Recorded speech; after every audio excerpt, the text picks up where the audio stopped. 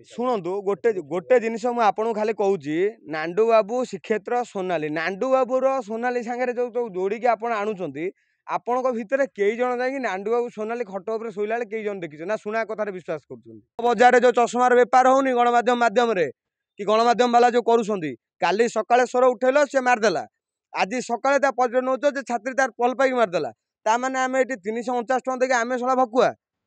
349 recharge ଦାମ ହେଲାଣି, ଆମେ ଭକୁଆ?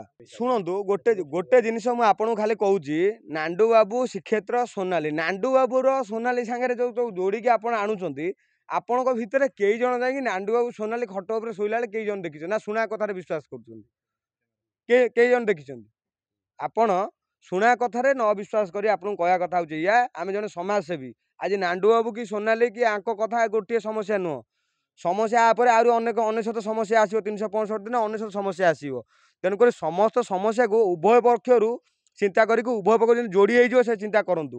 ଆଉ ମାନେ ସେଗୁଡ଼ାକୁ ତାସଲ୍ୟ କରି କରି ଗଲେ ତ ଏମିତି ତାସଲ୍ୟ ଚାଲିଥିବ, ସବୁତ ଚାଲିଥିବ, ସଂସାର ସାଡ଼େ ଭାଙ୍ଗି ଯାଇଥିବ, ଛୁଆ ସାଡ଼େ କାନ୍ଦୁଥିବ। ବୁଝିପାରୁଛନ୍ତି? ଯୋଉଟା କରନ୍ତୁ ଯୋଉଟା ସମସ୍ତଙ୍କ ପାଇଁ ସୁବିଧା ହବ, ଯେମିତି ଆମ ଓଡ଼ିଆ ଲୋକ ହଁ ଜାଣିବୁ ଏତେ ଦିନ ହେଲାଣି ଘଟଣା ଘଟୁଛି, ସମାଧାନ ହେଇଗଲା, ଗୋଟେ ଖୁସିର କଥା ହବ। ଆଉ ଡେଲି ସିଏ ବିକ୍ରି ହେଇଗଲାଣି, ଇଏ କିଣା ହେଇଗଲାଣି, ସିଏ ଅମକ ହେଇଗଲାଣି, ଇଏ ଧମକ ହେଇଗଲାଣି, ଓଡ଼ିଶାରେ କ'ଣ ଗୋଟେ ବିଶାଳ ସମସ୍ୟା ଏଇଟା ନା କ'ଣ? ଆଉ ସମସ୍ୟା ନାହିଁ? ବଜାରରେ ଯୋଉ ଚଷମାର ବେପାର ହଉନି ଗଣମାଧ୍ୟମ ମାଧ୍ୟମରେ କି ଗଣମାଧ୍ୟମ ବାଲା ଯୋଉ କରୁଛନ୍ତି, କାଲି ସକାଳେ ସ୍ୱର ଉଠେଇଲ ସେ ମାରିଦେଲା, ଆଜି ସକାଳେ ତା ପରିଚୟ ନଉଛ ଯେ ଛାତ୍ରୀ ତାର ଭଲ ପାଇକି ମାରିଦେଲା, ତା ମାନେ ଆମେ ଏଠି 349 ଟଙ୍କା ଦେଇକି ଆମେ ଶଳା ଭକୁଆ? 349 ରିଚାର୍ଜ ଦାମ ହେଲାଣି, ଆମେ ଭକୁଆ? ଶୁଣନ୍ତୁ ଗୋଟେ ଜିନିଷ ମୁଁ ଆପଣଙ୍କୁ ଖାଲି କହୁଛି, ନାଣ୍ଡୁ ବାବୁ ଶ୍ରୀକ୍ଷେତ୍ର ସୋନାଲି, ନାଣ୍ଡୁ ବାବୁର ସୋନାଲି ସାଙ୍ଗରେ ଯୋଉ ଯୋଉ ଯୋଡ଼ିକି ଆପଣ ଆଣୁଛନ୍ତି, ଆପଣଙ୍କ ଭିତରେ କେଇ ଜଣ ଯାଇକି ନାଣ୍ଡୁ ବାବୁ ସୋନାଲି ଖଟ ଉପରେ ଶୋଇଲା ବେଳେ କେଇ ଜଣ ଦେଖିଛନ୍ତି ନା ଶୁଣା କଥାରେ ବିଶ୍ୱାସ କରୁଛନ୍ତି? କେଇ ଜଣ ଦେଖିଛନ୍ତି? ଆପଣ ଶୁଣା କଥାରେ ନ ବିଶ୍ୱାସ କରି ଆପଣଙ୍କୁ କହିବା କଥା ହଉଛି ଏଇଆ, ଆମେ ଜଣେ ସମାଜସେବୀ। ଆଜି ନାଣ୍ଡୁ ବାବୁ କି ସୋନାଲି କି ଆଙ୍କ କଥା ଗୋଟିଏ ସମସ୍ୟା ନୁହଁ, ସମସ୍ୟା ଉପରେ ଆହୁରି ଅନେକ ଅନେଶତ ସମସ୍ୟା ଆସିବ, 365 ଦିନ ଅନେଶତ ସମସ୍ୟା ଆସିବ। ତେଣୁକରି ସମସ୍ତ ସମସ୍ୟାକୁ ଉଭୟ ପକ୍ଷରୁ ଚିନ୍ତା କରିକି ଉଭୟ ପକ୍ଷ ଯେମିତି ଯୋଡ଼ି ହେଇଯିବ ସେ ଚିନ୍ତା କରନ୍ତୁ। ଆଉ ମାନେ ସେଗୁଡ଼ାକୁ ତାସଲ୍ୟ କରି କରି ଗଲେ ତ ଏମିତି ତାସଲ୍ୟ ଚାଲିଥିବ, ସବୁତ ଚାଲିଥିବ, ସଂସାର ସାଡ଼େ ଭାଙ୍ଗି ଯାଇଥିବ, ଛୁଆ ସାଡ଼େ କାନ୍ଦୁଥିବ।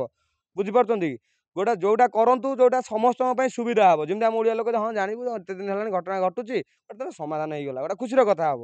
ଆଉ ଡେଲି ସିଏ ବିକ୍ରି ହେଇଗଲାଣି, ଇଏ କିଣା ହେଇଗଲାଣି, ସିଏ ଅମକ ହେଇଗଲାଣି, ଇଏ ଧମକ ହେଇଗଲାଣି, ଓଡ଼ିଶାରେ କ'ଣ ଗୋଟେ ବିଶାଳ ସମସ୍ୟା ଏଇଟା ନା କ'ଣ? ଆଉ ସମସ୍ୟା ନାହିଁ ଓଡ଼ିଶାରେ?